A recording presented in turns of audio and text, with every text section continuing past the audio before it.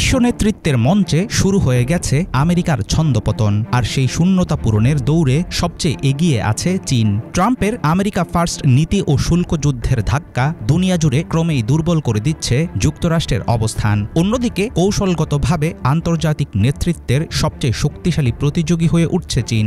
বহুপাক্ষিক জোট থেকে বেরিয়ে আসা, আন্তর্জাতিক সহযোগিতা কমিয়ে আনার মতো নানা পদক্ষেপের মধ্য দিয়ে ধীরে ধীরে নিজের জায়গা থেকে সরে যাচ্ছে যুক্তরাষ্ট্র। এখন প্রশ্ন একটাই, আমেরিকার পতন ঘটলে কে হবে পরবর্তী বিশ্বমোড়ল? সাম্প্রতিক সময়ে যুক্তরাষ্ট্রের পিছু হটার পুরো ফায়দা নিচ্ছে চীন। বেইজিং নিজেকে উপস্থাপন করছে বিশ্বের দায়িত্বশীল শক্তি হিসেবে। এশিয়ার ৯টি দেশের সঙ্গে চুক্তি, আসিয়ান সহ আঞ্চলিক নিরাপত্তা সহযোগিতা বৃদ্ধি, গ্লোবাল সিকিউরিটি ইনিশিয়েটিভের মাধ্যমে ১২০টির বেশি দেশের সমর্থন আদায়, সবকিছুই এই চিত্রের প্রমাণ। একই সঙ্গে বেল্ট অ্যান্ড রোড ইনিশিয়েটিভের মাধ্যমে আফ্রিকা, লাতিন আমেরিকা ও এশিয়ায় বিপুল বিনিয়োগ চীনের অবস্থানকে আরও জোরদার করছে। এছাড়াও $৯ বিলিয়ন লাতিন আমেরিকা উন্নয়ন ঋণ, সংস্কৃতির প্রসার এবং আফ্রিকান ইউনিয়নের সঙ্গে নিয়মিত কূটনৈতিক সংলাপ, সব মিলিয়ে ক্রমেই নিজস্ব প্রভাব বলয় বড় করছে চীন।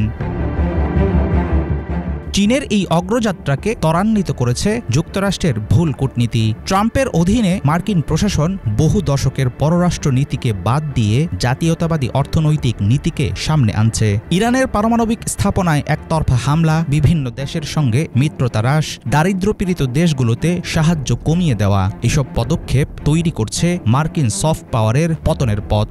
এখানেই কৌশলগতভাবে চীন এগিয়ে গেছে। তবে চীনের এই ভাবমূর্তি নিখুঁত নয় বলে মনে করেন আন্তর্জাতিক বিশ্লেষকদের একটি বড় অংশ। নিজেদের দেশে দমননীতি এবং দক্ষিণ চীন সাগরে আগ্রাসন চীনের ন্যায়সঙ্গত অবস্থানকে প্রশ্নবিদ্ধ করেছে বলে দাবি এসব সমালোচকের।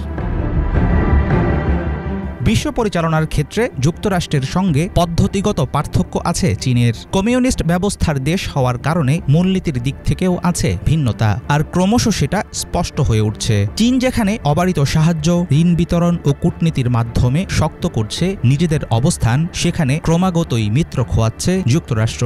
একসময় নিয়মভিত্তিক বিশ্ব ব্যবস্থার পক্ষে থাকলেও ট্রাম্পের আমলে দুর্বল হয়ে পড়েছে মার্কিন সেই দৃষ্টিভঙ্গি। ফলে চীনের বিকল্প অবকাঠামোর প্রতি আগ্রহী হয়ে উঠছে বিশ্বের অনেক দেশ।